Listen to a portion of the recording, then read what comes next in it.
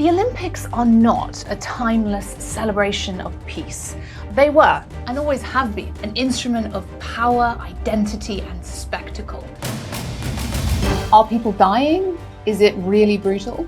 These victors, they're heroes, but they're also homicidal maniacs in some instances. Why does physical supremacy matter so much? Do we have a population that's fit enough to go to war?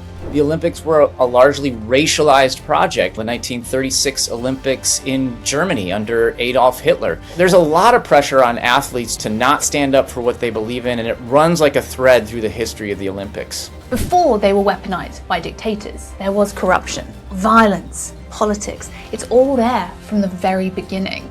But let's not jump the gun.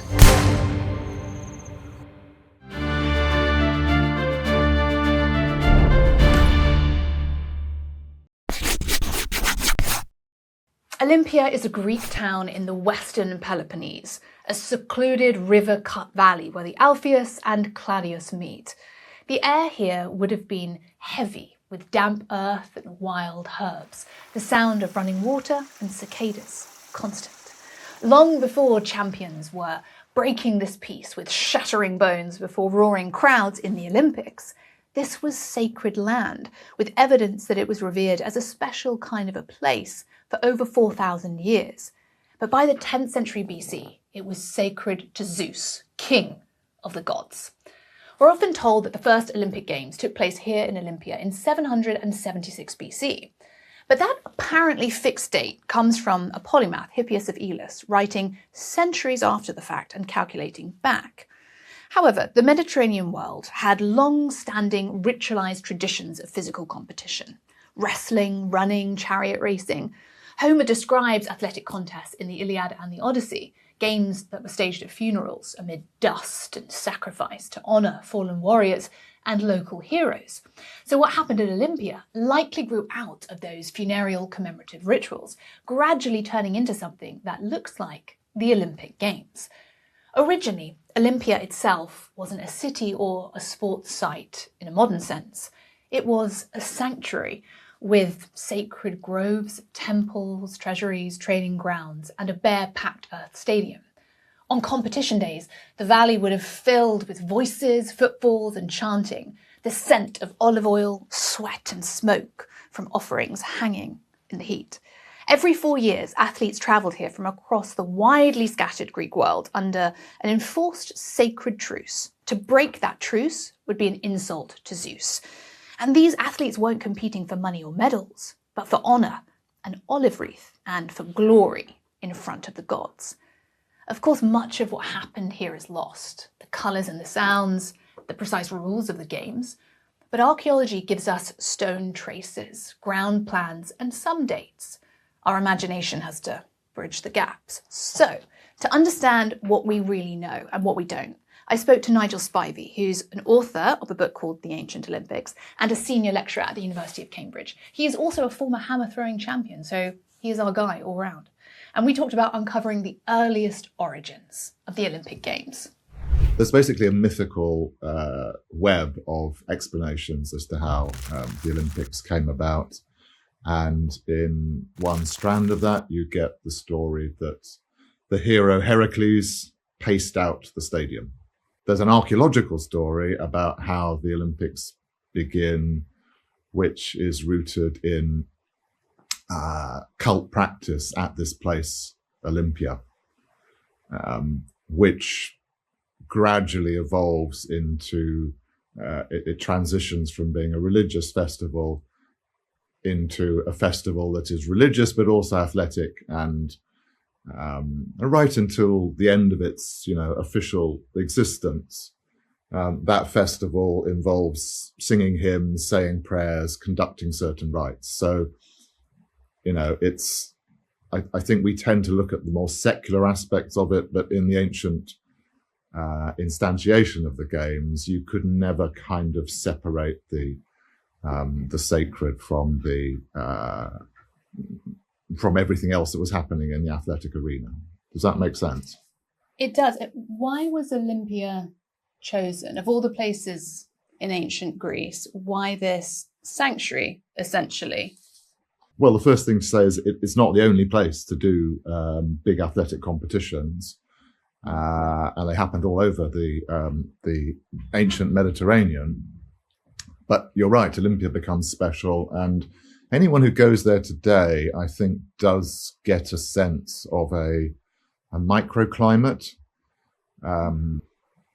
It gets very humid and very thundery in the summer. So if you imagine a deity who is the principal deity, Zeus, Jupiter to the Romans, a place where there's lots of thunder would be appropriate for a god whose epithet is the cloud gatherer and the thunderer. So I think people felt that there was something a bit numinous about this particular place. But there were practical considerations. So although it's inland, it's not very far inland, and it's easily accessed by sea. And that was hugely important in the development of the festival, because we have a record of the winners in certain events that allegedly goes back to the very first games. And one thing you notice about the provenance of the people who are winning is that they are mostly coming from the Greek colonies abroad, i.e. not from mainland Greece, not even from the Peloponnese. I mean, Olympia is in the northwest area of Peloponnese. And you might expect one of the cities in the Peloponnese, namely Sparta, to dominate the victory list, but it doesn't. It's the Greek colonies, especially the ones in southern Italy and Sicily, for whom it's quite an relatively easy transit across the Adriatic to get to Olympia.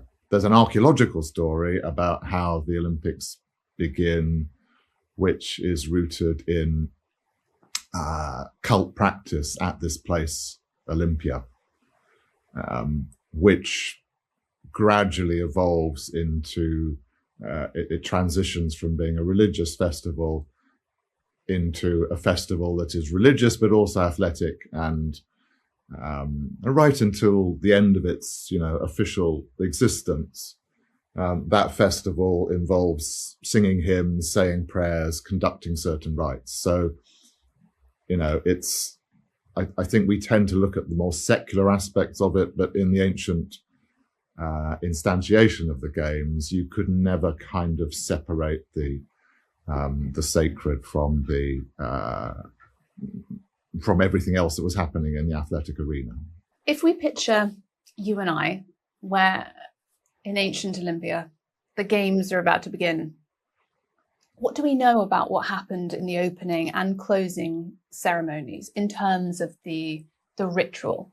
We don't have a lot of detailed description of the precise sort of formulaic incantations, but I think it's agreed that it is a 5-day event, and we know what the climax was, which is like a big act of sacrifice. You and I think, would have found it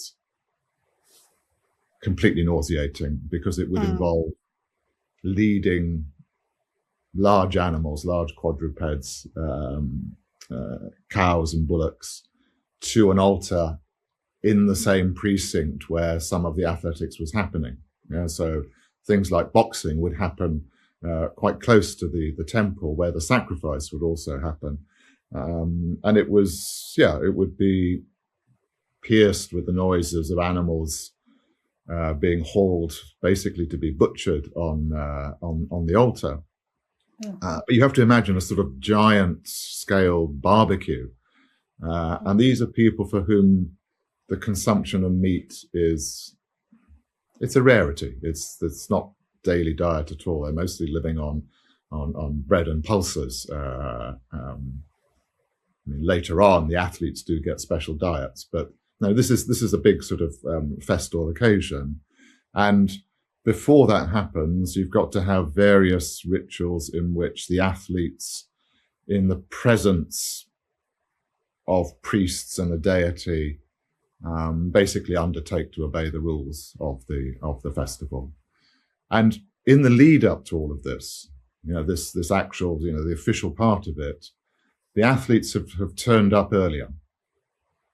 And there's a process of sorting out a kind of rank order of their athletic status, so that you shouldn't get no-hopers turning up. And there shouldn't be contest. So it's a little bit like the X Factor. You get rid of the worst ones at the beginning. It's a bit like seeding in a tennis tournament. That you want, the best ones to be pitched against each other. So it's a good show. And you mentioned boxing. What are the original sports of the Olympic Games? What do you mean by the original sports? You mean in the program? And the program changes over time, and it's clear that one element of the program was running the length of the stadium and probably back again, and that's the sort of the sprint, which in a sense was the lead event, as I think there's a kind of sense that it is today, that the 100 meters has a special sort of status within the Olympics. Originally, if we want to go back into the kind of pre-historic formation of these games, in my imagination, it's something like an agricultural festival. And let's say you were trading horses. You would want the horses to sort of do a race to prove their pedigree and capacity and such like. It's easy to see how a kind of agricultural meeting in the early Iron Age, so early in the first millennium BCE, you could have this meeting that then becomes trials of strength in various other disciplines and then of speed and such like. And we have to remember that chariot racing was probably the most exciting thing to watch in the ancient Olympics. And it carried a lot of prestige for the competitors. The program is mixed with chariot racing, foot racing, throwing various things, and originally there seems to have been something like a race in armor. So I was going to ask you about this and the link between the Olympics and war, because naturally a lot of the athletes, I'm sure, would have been soldiers or would have had martial training, and the running in armor seems to be one of the most obvious alongside pancration and chariots to show that link. I think it was Socrates who used to joke that one reason for keeping fit was to be able to run away from the battlefield very fast if you needed to.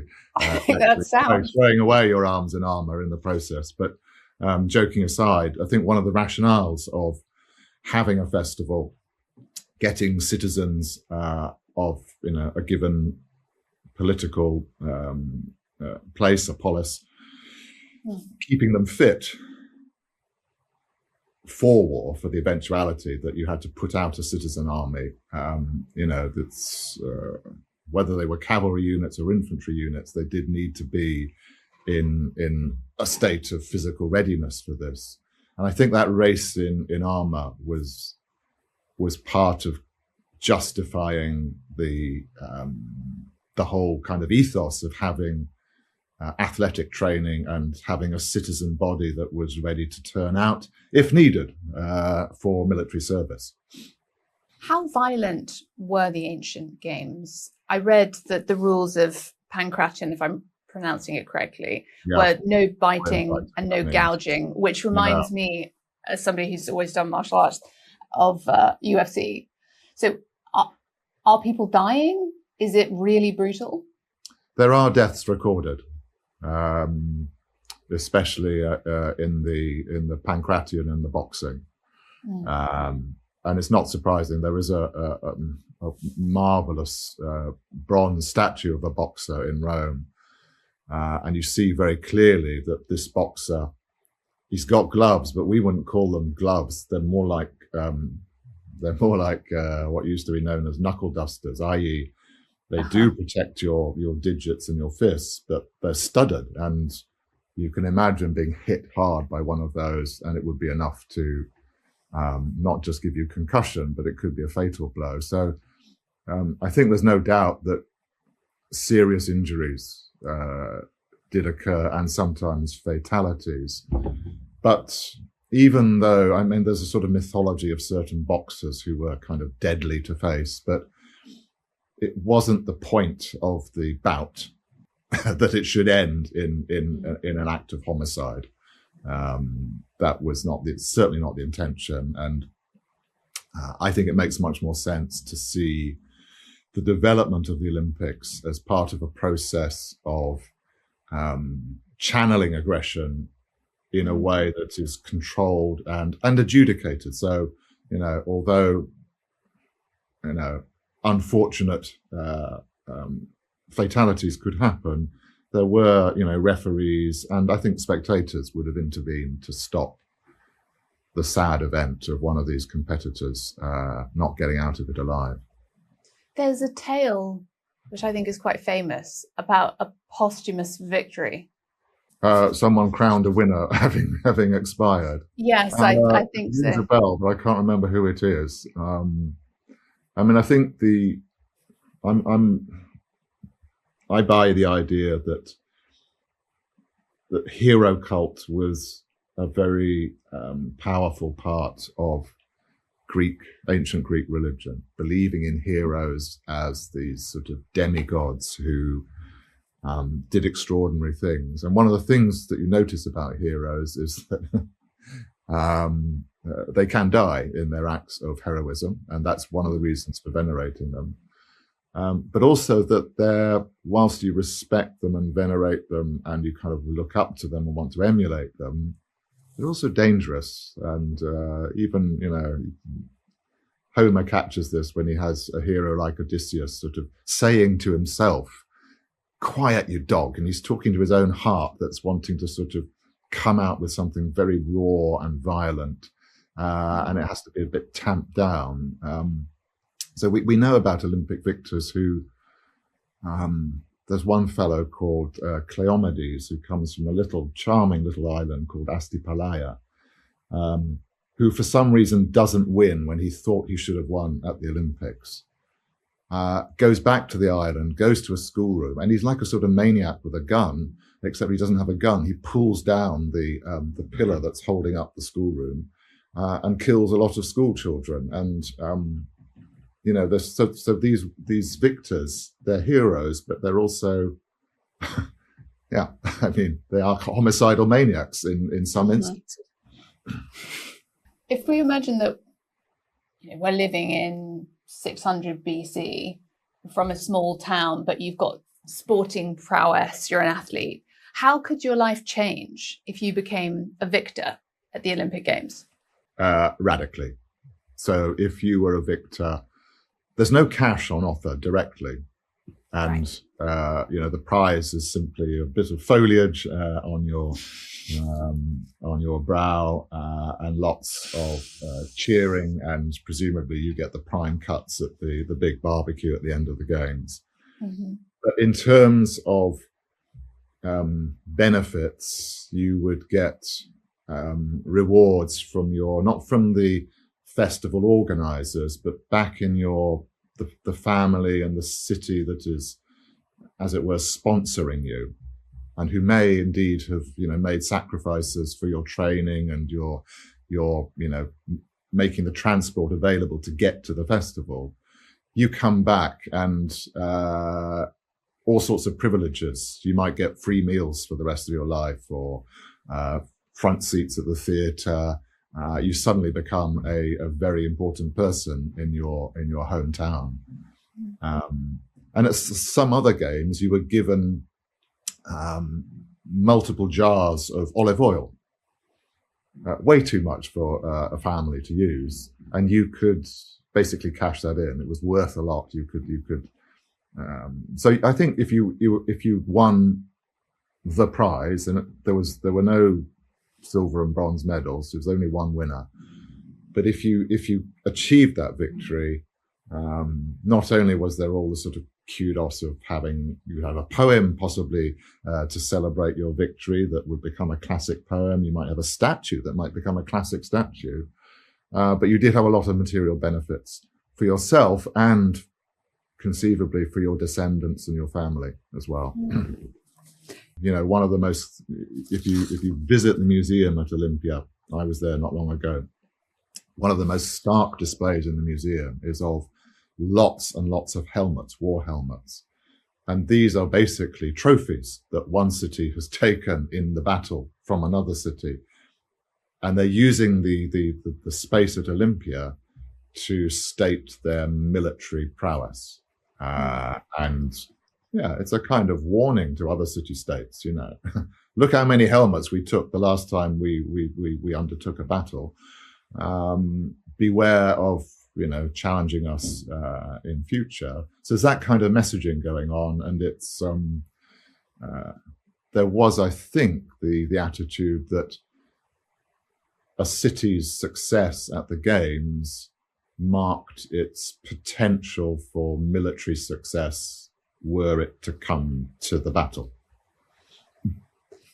Is that what the leaders got out of it? Because I was going to ask, whoever was hosting the Games, the leaders involved, why was it in their interests to participate? Well, the difference in antiquity is that the Olympic festival is always at Olympia. It doesn't move around. And the local officials, they do all that they can, I think, to make it better and more prestigious than other games being held in other places.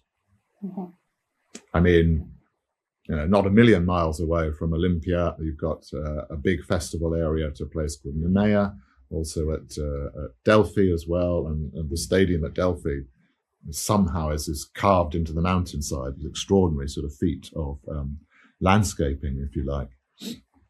But there was a sense in which Olympia had to maintain its ultimate prestige amongst all these other competing festivals. And I think that their main strategy was to make it a sort of absolute standard. Beyond the creme de la creme of the athletes, the judges, and we know, like you said, a lot of them came across the Adriatic. Who else attended the Games? Because it seems like it was a place to be. You know, if you're a poet or an artist, a place to be seen. What was the social life like at the Olympics? Yeah, I think it it might have been a bit like Glastonbury on a very hot sort of period. Crowded, lots of tents. So there was not really any proper accommodation for athletes and their families. I mean, over time, over the centuries, especially in the time of the Roman Empire, almost true to stereotypical form, the Romans, you know, bring in more running water, more facilities, VIP guest suites, etc. You know, so a Roman emperor could just rock up at the Games and be looked after in some style. But everyone else was kind of roughing it. And it was characteristically, it was held in high summer. And we have records that, in a household, probably in Roman times, miscreant slaves could be threatened by the head of house. You know, if you don't behave, I'm going to send you to Olympia. So it was a punishing thing. I mean, you can imagine in a crowded, unsanitary place, low-lying. Later on, it becomes very malarial, that whole place, which is one of the reasons that the site got abandoned and then lost.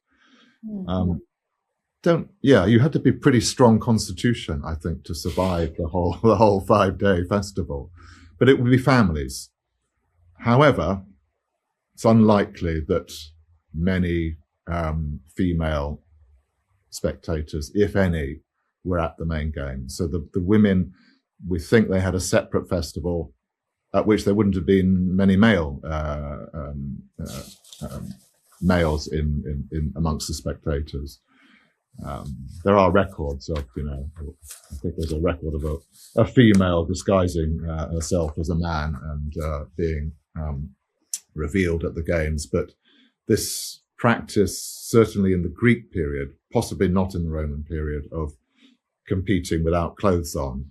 I think some people have the idea, probably gained from Greek classical statues, that people walked around without their clothes on in Greece. Of course they didn't. But there was a space called the gymnasium where you could strip off and completely strip off. And gymnos, which is where we get the term gymnasium, literally means you don't have any clothes on. You are totally vulnerable. And there's all sorts of things sort of connected to that. The Greeks were aware that they were pretty eccentric culturally in doing things completely naked.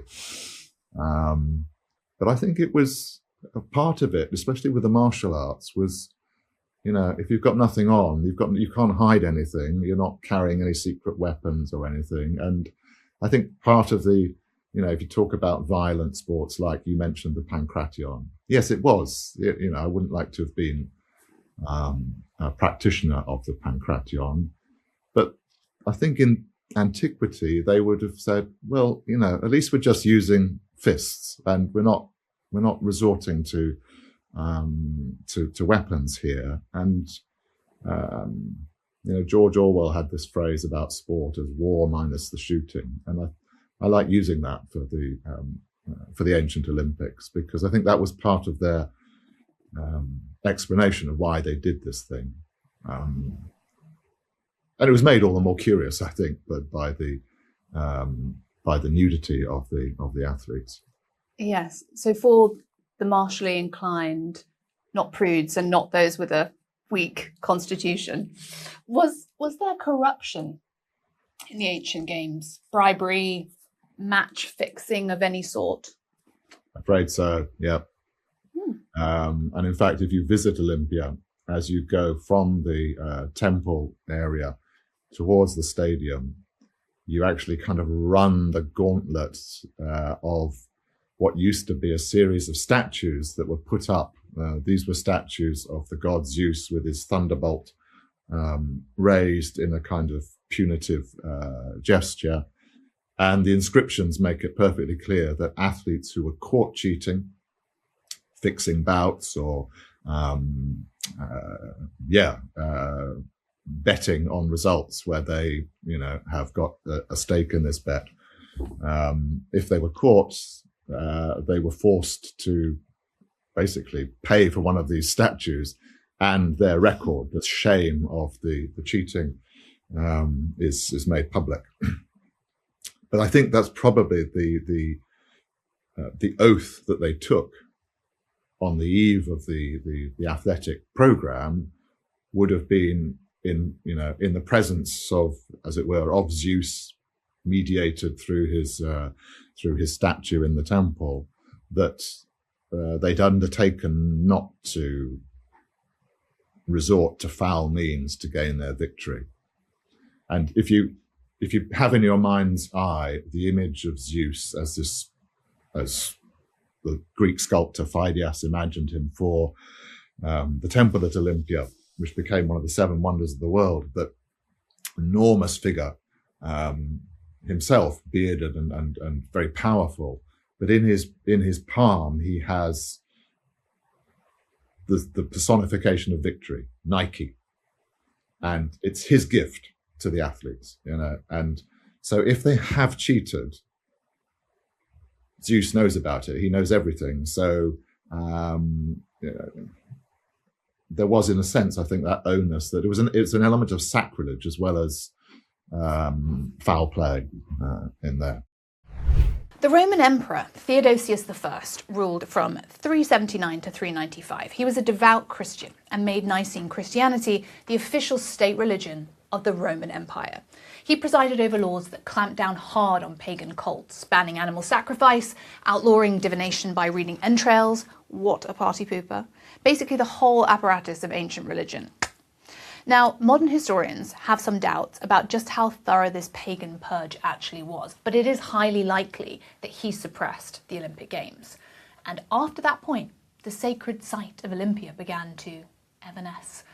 Pagan cults disappeared, the sanctuary was abandoned. Nature then finished what politics started, because powerful earthquakes in 522 and 551 AD destroyed the temples. Rivers, possibly triggered by tsunamis, buried the entire site under up to 8 meters of sediment. Olympia vanished, lost to time.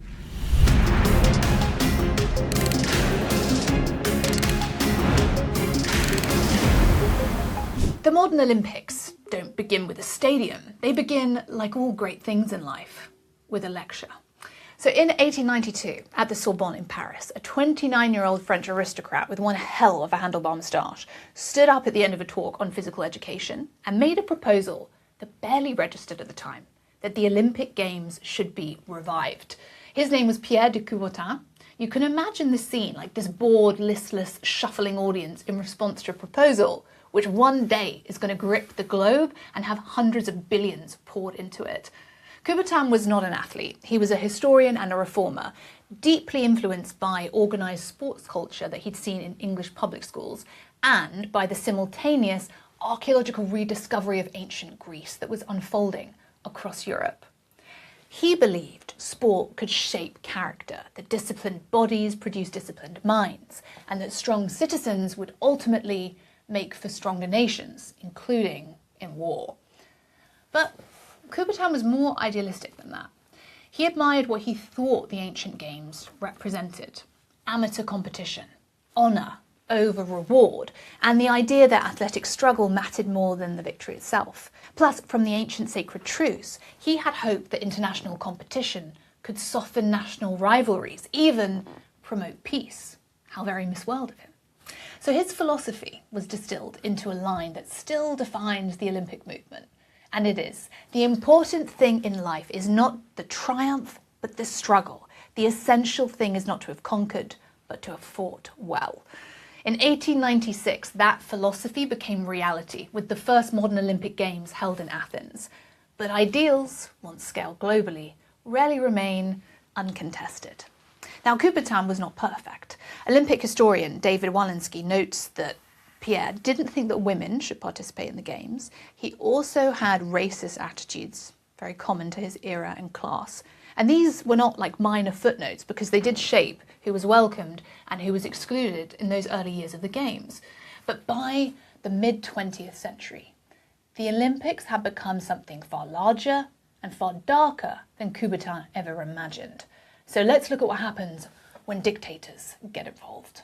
Berlin, 1936. Nazi Germany didn't just host the Games, they choreographed them as a spectacular display of racial and political supremacy. This was the first televised Olympics, the first Olympic torch relay, and Hitler's propaganda machine went into overdrive, using these innovations to broadcast a message to the world: Aryan supremacy. The torch relay itself, conceived by Karl Diem, was lit in ancient Olympia and passed through 7 countries over 12 days. And the point of this was to draw a symbolic link between Nazi Germany and the Third Reich and classical Greece, reinforcing the regime's claim to be the rightful heir to ancient civilization.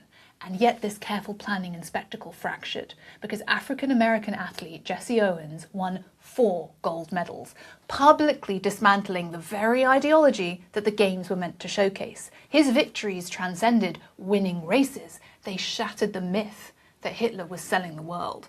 Rome, 1960. So this Olympics became a truly global broadcast event. Ethiopia's Abebe Bikila won the marathon barefoot, the first black African Olympic champion. Bikela's achievement came during a year of African independence movements, with 17 African nations gaining sovereignty in 1960 alone. Again, his triumph, deeply symbolic beyond sport, and quietly alongside the Games, the first Paralympics were redefining who sport was for. Tokyo, 1964. This was the first Olympics in Asia and the first broadcast worldwide by satellite. An estimated 600 to 800 million viewers across 5 continents watch the Games live. Japan poured resources into infrastructure like bullet trains, expressways, all completed in time for the world to see. Again, the political message was clear. Japan has returned to the international stage.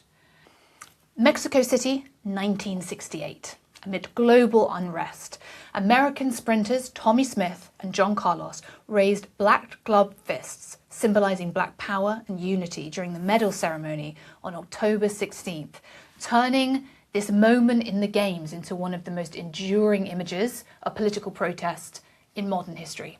Their silent demonstration wearing black socks, no shoes, that was representing black poverty, and beads to remember the victims of lynchings led to their immediate suspension from the US team and expulsion from the Olympic Village, along with death threats upon their return home.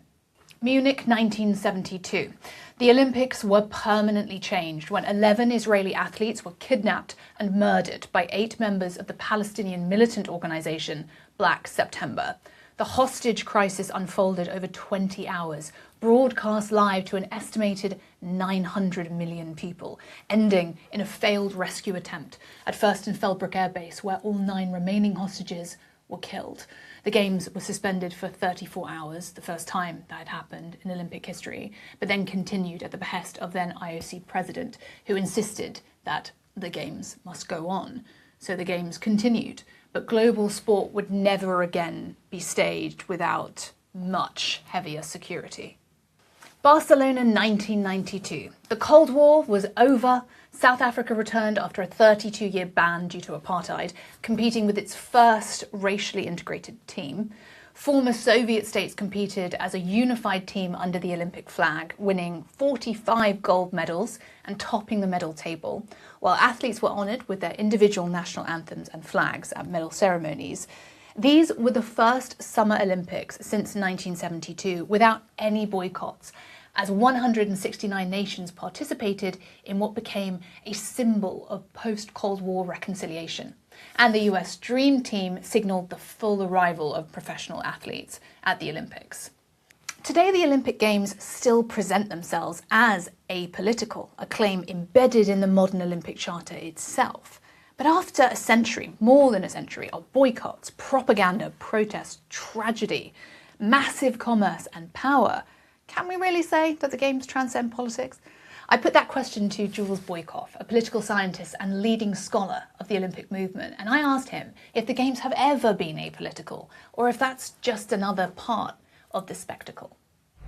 The idea that the Olympics transcend politics has been there from the very beginning. There was a plucky French aristocrat named Baron Pierre de Coubertin that started the Olympics way back in the 1890s, and he was very much committed to that idea that the Olympics should not be political. And yet he brought together politically powerful people, an assortment of dukes, princes, czars, and so on, to create the International Olympic Committee. And despite the fact that he didn't want them to be political, they were. I mean, politics is about who gets what, when, where, and how. And he excluded women from the Olympics from the very beginning, a very political decision that a lot of people disagreed with. He was against amateur. He was for amateur at the time. If I can just ask you that. Absolutely, yeah. So, I mean, he did not want women to be part of the Olympics because he didn't think that they were up for it. He felt like there were 2 roles for women if they wanted to be a part of the Olympic Games. One was they could place the laurels on the heads of the victorious man champion of the Olympics, or they could have babies, and those babies could grow up to become Olympic champions. So he had a pretty much straight up sexist view around women. He also thought that if you held a job, you shouldn't be allowed to compete in the Olympic Games. So if you were a bricklayer or a barkeep, you were considered professional and not an amateur, and you could not participate in the Olympics. Well, that opened the field wide open for people like himself. Actually, the Baron won the prize for poetry at the 1912 Olympics in Stockholm under a pseudonym, mind you. He submitted his poem under 2 fake names, but so the field was wide open for people like the Baron from the beginning, and all those decisions are political decisions. Let me give one other example. When they started doing the Parade of Nations, the opening ceremony for the Olympic Games, They could well have had the athletes march in by sport. You could see real internationalism, athletes from around the world that are swimmers all linking arms and walking into the Olympics together. They didn't do that. Instead, as you'll know, they walk in by country, thereby inflaming the passions of political nationalism. Again, a political decision. Basically, anybody who tells you that the Olympics aren't political deserve your healthy skepticism. They probably, not always, but probably might have a money spigot open where Olympic money is flowing into their account, and they might want to keep politics out of it so that doesn't change. Such a good point that those elements of the Olympics are essentially a nationalist extravaganza. You've got the flags, you've got the national anthems. So did that become greater over time? Like if you look at the 20th century and we look at the political currents and the build of nationalism, is that reflected in what we see happen at the Olympic Games as well? No question. Political nationalism is the basis for the organization of the Olympic Games. So it should come as no surprise that the Olympics became a pedestal for people to cheer for their own country, to cheer against people that might be considered geopolitical foes. It became pretty quickly evident when you look through the history of the Olympics that sports are essentially politics by other means. And the Olympics really crystallized that in a way that other events really don't. Can you say more about that? Sport is politics by other means. It's really interesting. Sure. So, sports are thrumming with the political. If it's about inclusion, exclusion, these are political decisions. I come from a political science background, and there's a famous political scientist named Harold Lasswell who offered sort of a thumbnail definition to help us decide what was political. And he said it was about who gets what, when, and where, and how. And so if you think about that as the frame, who gets what, when, where, and how inside of the Olympics? Well, women were excluded from the Olympics for a long time. Workers were excluded from the Olympics for a long time. The Olympics were a largely racialized project. When you look at, for example, the 1936 Olympics in Germany under Adolf Hitler, it became sort of a place where Hitler could make claims about Aryan supremacy. That's where they created the Olympic torch relay that you see moving through Italy ahead of the Olympic Games in Milan and Cortina.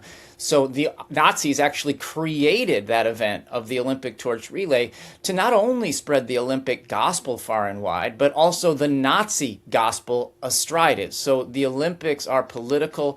It inflames political nationalism. And some real scoundrels from history, such as Adolf Hitler, have used this to their advantage. Because presumably it inflames eugenicist sentiment as well. Yeah, absolutely. You can actually go all the way back to the early days of the Olympics when they really hadn't gotten their feet quite under them to the degree they have today, where they essentially had to attach themselves to world fairs, which were the big thing of the day. And when they did that, they had an event in St. Louis in 1904. And it was called at the time the Anthropology Days, or the quote-unquote Special Olympics. And what they did was people brought together indigenous athletes from around the world. And the whole point of these anthropologists was to put forth a eugenicist agenda that said that white people were superior. So they brought these indigenous folks from all around the world. They explained the rules to them to these various events in English and said, go for it. So they'd have like a 100-meter dash. And the indigenous folks would run to the finish line, but instead of plunging through the tape, they'd stop and wait for each other, and they'd all move through together. We might say, wow, that's really beautiful. What a different way of thinking about sports. Not these eugenicists. They thought, oh my gosh, see, you can see that white people are superior. They would have plunged through the tape as the champion. These folks are inferior. So it goes all the way back to almost the very beginning of the Olympics. It wasn't just Adolf Hitler in the 1930s. What latitude did athletes have to make a political statement individually, express political views, or protest in some capacity? How tightly controlled is that by their countries? Well, there are two groups of people that would try to control athlete dissent. One is the country from which they come, but the other is the International Olympic Committee that oversees the games. There are some incredible acts of political dissent. One of my favorites in the early days was a guy named Peter O'Connor. He was an ardent Irish athlete who in 1906 at the Olympics in Athens was forced to compete for Great Britain. You can imagine how thrilled an Irish athlete was to participate for Great Britain, because Ireland didn't have a National Olympic Committee at that time, and Britain was ruling Ireland from Westminster. So what he did after he won a medal was he ran over to the flagpole when the Union Jack went up, and he grabbed shimmied up the thing, grabbed the Union Jack and yanked it down and held up another flag that said Erin go Bragh, Ireland forever. And so that was 1906. He didn't face enormous repercussions. The Olympics weren't what they are today back then. But definitely the Brits that were overseeing from the National Olympic Committee were none too thrilled about that bout of athlete activism. If you shimmy forward in time to some examples that people probably know about, Smith and Carlos, Tommy Smith and John Carlos at the 1968 Olympics put their black gloved fists into the Mexico City sky. They faced enormous penalties from the United States Olympic Committee under pressure from the International Olympic Committee. They were booted out of the Olympic Village. Their lives were made very difficult. Jobs were difficult to come by. Their lives were shattered. Their relationships with their partners were under a tremendous strain. So there's a lot of pressure on athletes to conform, to not stand up for what they believe in, and it runs like a thread through the history of the Olympics. You've mentioned a couple of examples there, but from your political science perspective, do you have pet Olympic Games, ones that are pivotal, that you find particularly interesting in terms of the combination of nations and their politics at that moment? I do, actually. For me, this might be a little bit off the beaten path for political scientists or people that study the Olympics, but for me, 1976 was a really interesting year because on one hand, you had Montreal, where you had a mayor there named Jean Drapeau, who said the Olympics could no sooner go over their cost estimates than a man could have a baby, and wow, was he wrong. They spent billions upon billions of dollars. They didn't pay it off for some 30 years, and it made other Olympic cities go, whoa, we can't do this. And it really put a damper on the interest around the Olympic Games. Also in 1976, Denver had been assigned to host the Winter Games. But you never heard of the Denver 1976 Olympics because they didn't happen. Because people in Denver and wider Colorado, across the political spectrum, from sort of more liberal environmentalists to fiscal conservatives, came together, got a ballot measure in place that said we're not going to give any public money to these Olympics, and they won. So no public money was going to go to the Olympics, and the International Olympic Committee had to decide to move it elsewhere. They moved it to Innsbruck, Austria. So those were supremely political moments in the political history of the Olympics, and they led us to what happened right after that, which is sort of this other pocket of really important politics, and that is the boycott era, the 1980 Moscow Games, the 1984 Olympics in Los Angeles, which were boycotted by major countries from around the world. Again, politics just thrumming through those events, through and through. When does money start to pour into the Olympics, and how does the billions, the sponsorship, the brand deals change the political latitude and climate of the Games? It happens right around the Los Angeles 1984 Olympics. What happened was, because there was very little interest in the Olympics at that time, there were only two cities that were bidding on the 1984 Games. One was Los Angeles, the other was Tehran in Iran. And Tehran experienced a revolution. Basically, that meant there was only one choice for the International Olympic Committee, and that was Los Angeles. Los Angeles had power at that time. They had more leverage because they were the only choice available.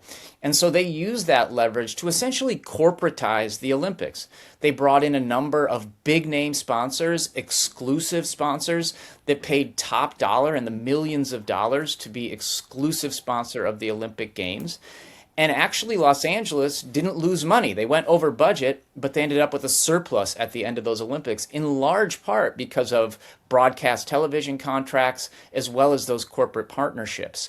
And so that was really the key pivot in the history of the Games, because the International Olympic Committee saw that, and they're like, whoa, these are incredible resources that they got in Los Angeles. We need to adopt that. And by the end of the 1980s, the International Olympic Committee had created their own Olympic partner program, basically a corporate sponsorship program, and they've never turned back. I mean, today, more than 9 out of every $10 that rolls into the International Olympic Committee's coffers comes from either television broadcast rights or corporate sponsorships.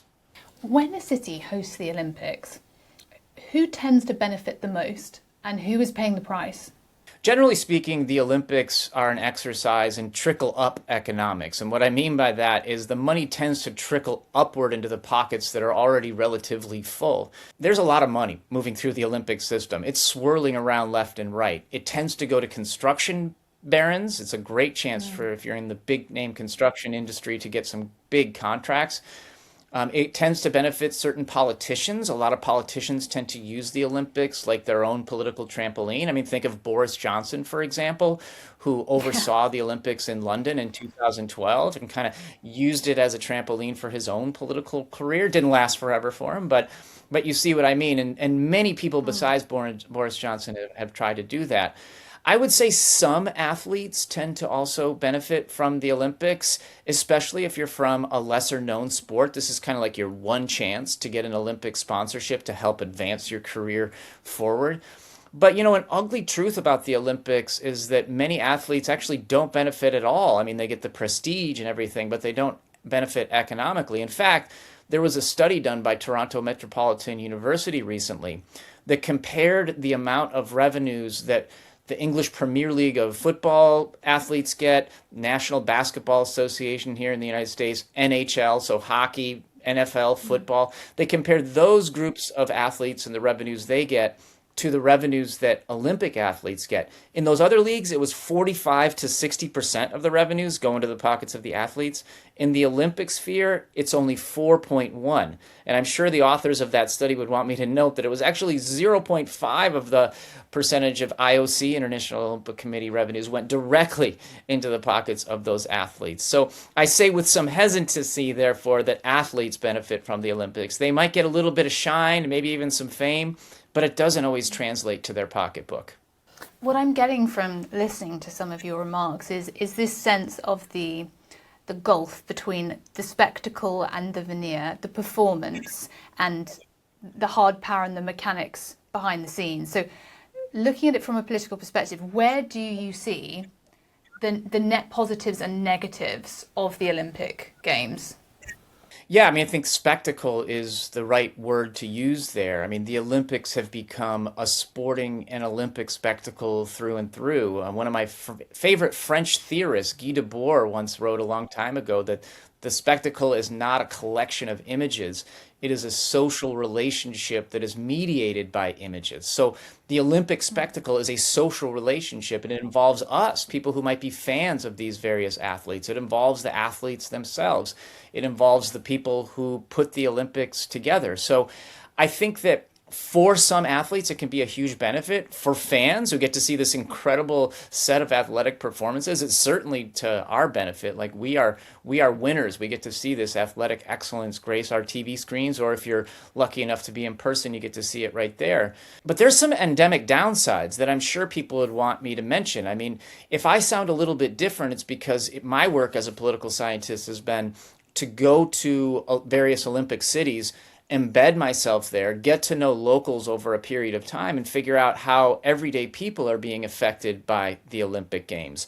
I lived in London ahead of those Olympics and during those Olympics. I lived in Rio de Janeiro ahead of those Olympics and during those Olympics. I visited Tokyo ahead of their Olympics. I was in Paris for the Olympics there, where I didn't go to all the press conferences that the International Olympic Committee puts on. There's plenty of people that can do that. Instead, I met actual people on the ground who didn't always benefit from the Games. And they would surely want me to tell you that there are a series of problems with the Olympics, including overspending.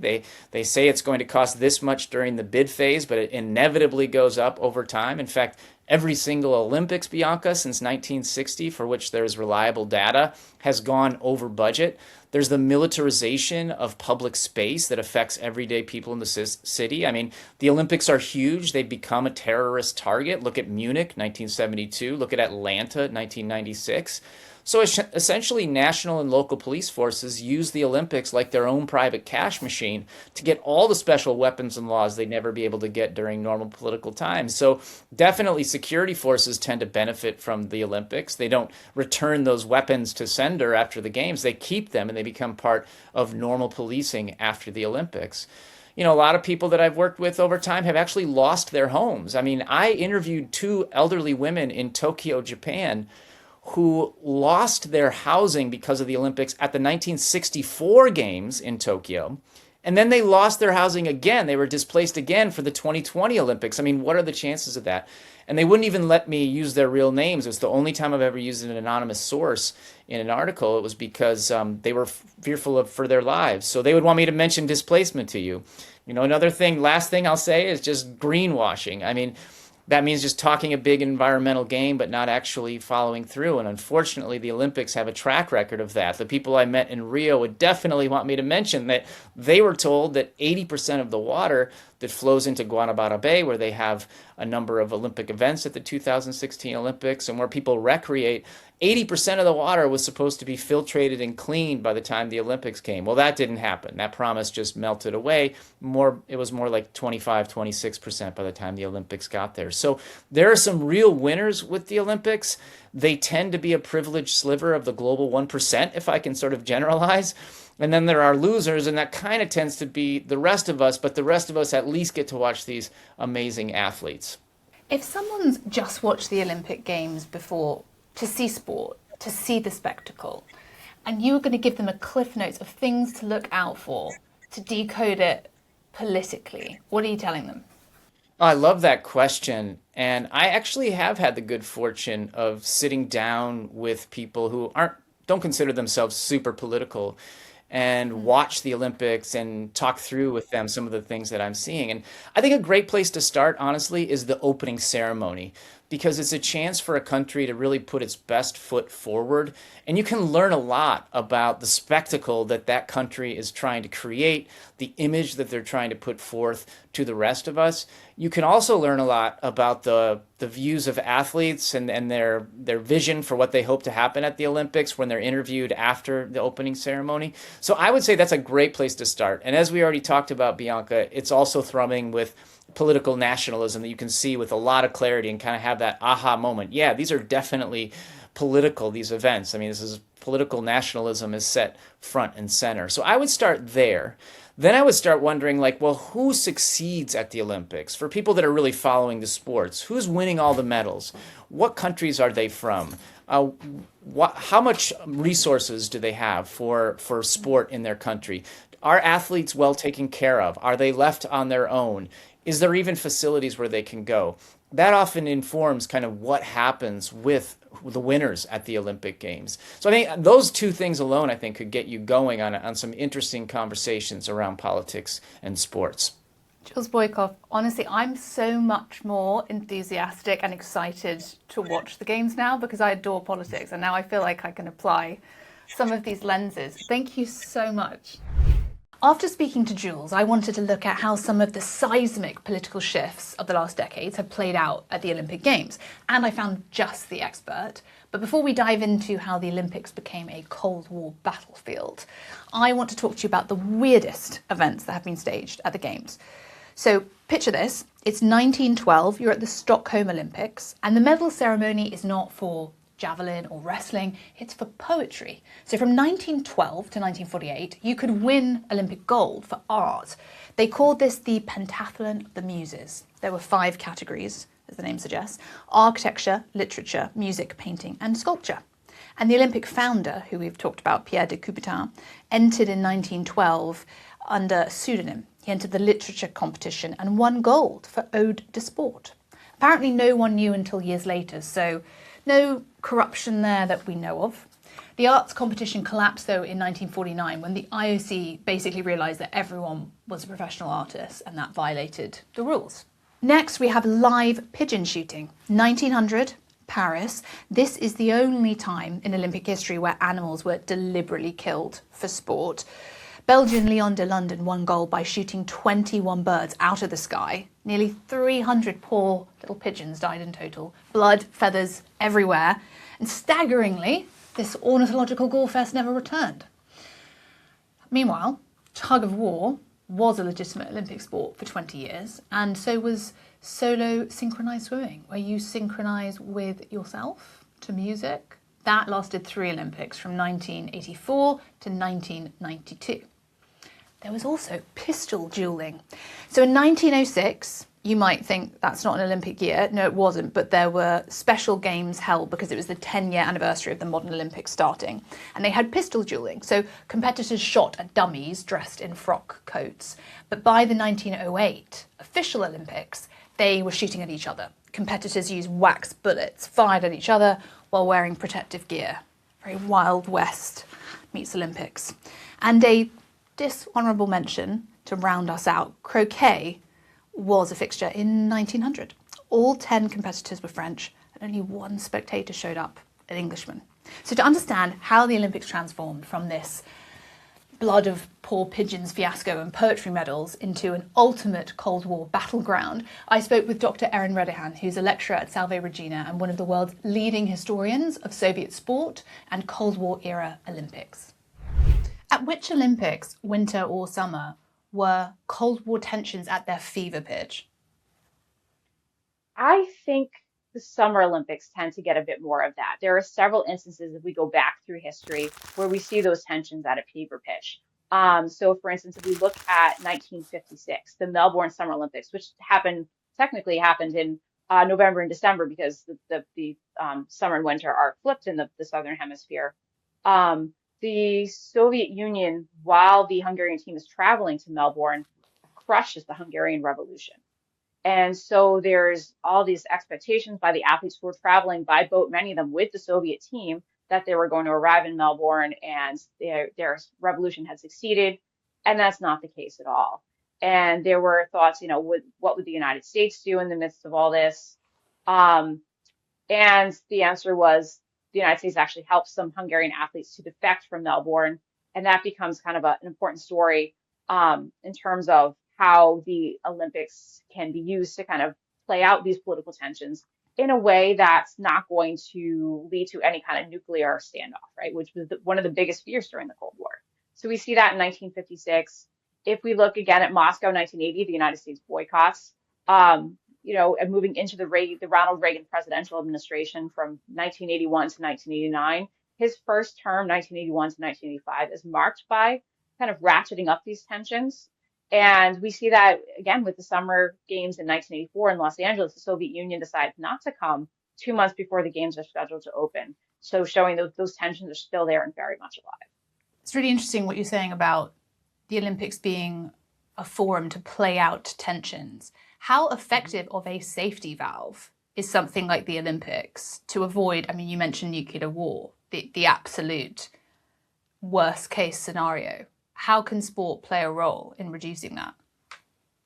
I think something like the Olympics is absolutely critical because what the Olympics offer, again, it's a safe space, to put it in today's parlance. It's a place where you can compete, you train hard, you can compete. It's a source of national pride on both sides. But again, it's not going to lead to that nuclear standoff. There are other ways the superpowers sought to compete that were, slightly less accessible to the general public. So, for instance, another big one is the space race, right? So the Soviet Union wins the opening battles by sending up Sputnik, by sending up the first person into space. The United States wins the whole thing by having a man walk on the moon in 1969. And that's really cool to see, but it's less accessible to the average person, the average spectator, than something like the Olympics. Olympic medals are quantifiable, right? They're tangible. Everyone can take a sense of pride in watching a certain game or, seeing a certain race play out in a way that other aspects of the Cold War weren't quite as reachable. And so it provides an outlet for the press, writing about the Olympics before, during, and of course, a lot of postmortem after. It provides an outlet for the public to kind of see these tensions play out. And we see the governments getting involved too, right? So the United States paying more attention to Olympic athletes, eventually investing more money in the Olympic program. And I think that shows that they understood the importance of sports for the Cold War as well. What was the experience like for the athletes, whether it's in front of the eyes of spectators or the world via television, and in the Olympic Village behind the scenes when tensions were so high between their respective countries, so the US and at the time the USSR? The TV coverage varies a bit by Olympics. So it's the first time we see international television coverage is actually the Cortina Winter Olympics in 1956. So, 70 years ago this year. And that tends to be a bit limited. It's really once we get into the 1960s that we see the games truly globalized, where they're covered on 6 continents. So for instance, if we look at the Rome 1960 games, those are, the first that are broadcast really everywhere. And then by the time we get 1968 Mexico City, the Olympics are broadcast to an estimated audience of about 1 billion people. And so that's really when you consider the fact that, the world's eye is really on you at that point, right? The old idea, seeing is believing. It's one thing to read about these events happening in your newspaper, but if you can actually sit and watch them, it draws you in, I think, a little bit more. And so for the athletes, I think some of them did certainly feel that pressure. It's not just what I'm doing for myself or for my teammates, it's what am I doing for my country. So there's certainly that patriotic element there regarding what's happening in the Olympic villages. There are some instances of tension. So if we go back to the Melbourne Olympics in 1956, when the Hungarians got to their housing in the Olympic Village and they learned that the revolution had failed, the Soviet Union had crushed it, they tore the hammer and sickle off their national flag before putting it up outside their housing. They didn't want to sit with the Soviet teams, in the dining halls, things like that. When the Soviet athletes arrived in Lake Placid in 1980, there are reports that there were a few small demonstrations. It's something that actually I'm working on scholastically right now and not finding much evidence. So for the most part, a lot of these tensions, I think, aren't necessarily playing out between the athletes themselves, but mostly are playing out in the media, on the broadcasts, among the governments, kind of at a different level than what's happening on the playing fields. The Cold War, by definition, is this period of competition between the US and the USSR. But why does physical supremacy matter so much? So beyond the obvious, why does America and the Soviet Union care so much about beating each other when it comes to medals? I think there were two factors at play here. So there was always, I think, this concern coming out of the world wars at the back of the government's minds in particular. Are we fit enough? If we had to go to war, are we prepared to do so? So do we have a population that's fit enough to go to war? What's the way that we demonstrate that? Well, we go and we win all these physical challenges, right? So the Olympics are kind of the centerpiece of this, but there are other, so the Soviet Union and the United States had a series of dual track meets in the 1950s and 1960s. And it was, it happened every year. And it was a way to kind of direct head-to-head matchups to show who was the stronger country, right? So sport offers a chance to compete, to show off your physical prowess. And I think in some ways could almost serve as a warning, like, this is what we're capable of.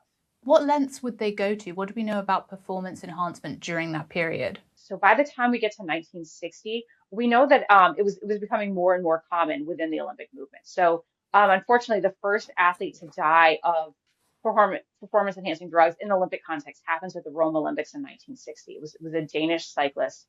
And that kind of puts this idea of doping really front and center on the International Olympic Committee's radar. And then it takes almost 40 years. It actually does take 40 years, so 2000, to really get an effective testing protocol in the creation of the World Anti-Doping Agency.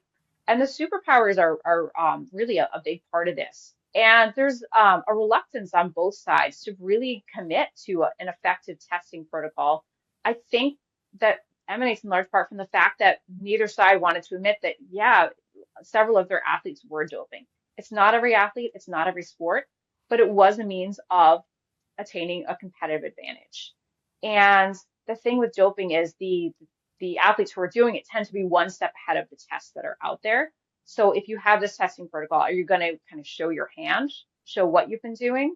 And so there are concerns about that. And, I think for the International Olympic Committee plays in this as well. There's a little bit of an ignorance and bliss attitude that goes towards doping, really until we get into the 1980s and 1990s. And by that point, it was absolutely rampant. And we know that the Soviet Union had a pretty strong doping protocol. And the news of that really doesn't come until after the Soviet Union dissolves in 1991. But we tend to, if we think doping, the country that comes to mind, of course, is the German Democratic Republic or the Soviet Union. American athletes were doing it too. And again, it's really a competitive advantage sort of thing. And neither side would really commit to, a strong testing protocol until after the Cold War was over.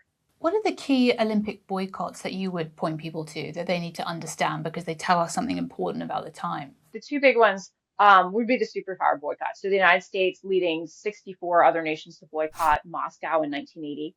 And then the Soviet Union leading a smaller boycott of the communist countries, except for Romania, actually, at the 1984 Summer Olympics in Los Angeles. So those are the big two. There are other instances of countries boycotting throughout the Cold War, but these are the ones that tend to get the most attention. You definitely need to do some kind of game show where this is the topic, because you would clean up. On balance, do you think that the Olympics fomented more division or acted as a unifier between the US and USSR during the Cold War? I think in many ways they're a unifier. I'd really like to think so. I think that there is plenty of division that's sowed outside of the athletes themselves. So again, looking at how the media is covering the Olympics, how they're talking about those on the other side of this ideological divide.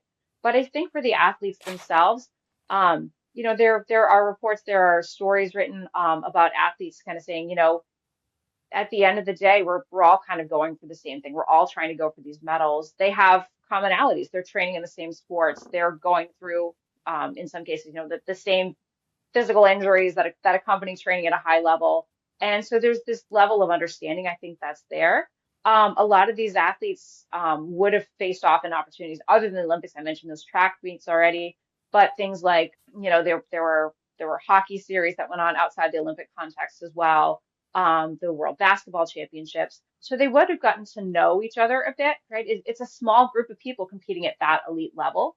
And there aren't a whole lot of stories that out there, saying that, geez, we couldn't stand any one of them. But something like the Olympics is really great that it draws people together. It gives you something to focus on that's not politics. And I think in many ways it really did achieve that, at least on the athlete level. When you look at how the USA and Russia engage at Olympics today, does it remind you of the Cold War? Not recently, because Russia's Olympic participation has been pretty limited since 2016. So they are, for instance, they've only got 13 athletes who are going to be competing over the next couple of weeks in the Winter Olympics. Mm-hmm. And smaller, they also had smaller contingents, if we go back starting in 2018, first because of doping sanctions and then because of the ongoing war in Ukraine. So I don't think we get that same buildup towards this us versus them mentality. I think 2028 is looking like it's going to be really fascinating. Will Russia, if they are welcomed back into the International Olympic Committee, will they send a team to Los Angeles? What would that look like? Will it be a full team? I think there are going to be some really fascinating storylines there, because it'll be the first chance really for these head-to-head matchups in 12 years. So I'm looking forward to that. And I wouldn't be surprised if we do get some of that same mentality returning. That is a perfect forward-looking note to end on. Thank you so much, Erin. That was brilliant. Honestly, you are a walking encyclopedia, and I learned quite a lot, so thank you. This episode presents some peculiar paradoxes. The ancient Olympics were a shared ritual that suspended conflict-ish, as it celebrated violence and dominance. The modern Olympics celebrates unity, as athletes are wrapped in their flags and their national anthems are played. We've turned a festival of shared identity into a competition between separate identities. But the ancient games did exclude women, slaves, non-Greeks, and today we have the Paralympics. Women compete at every level. Over 200 countries are involved. Jesse Owens shattered Hitler's mythology. Athletes protest, risking expulsion. The Olympics claims that it transcends politics, but I don't think the evidence shows that at all. They absorb politics, and sometimes that absorption is our worst impulses, nationalism, corporate greed, propaganda, but sometimes it's our best, courage, the ability to overcome, the possibility that rivals can compete without killing each other. So we know how the Olympics started, with a temple to Zeus, olive oil, broken bones and blood, and how they were revived by a man with a magnificent moustache and an impossible dream. The question is, whose dream are they serving now? Thank you for watching History Uncensored. Do like and subscribe, and drop your favourite history topics in the comments below. I'll see you next time.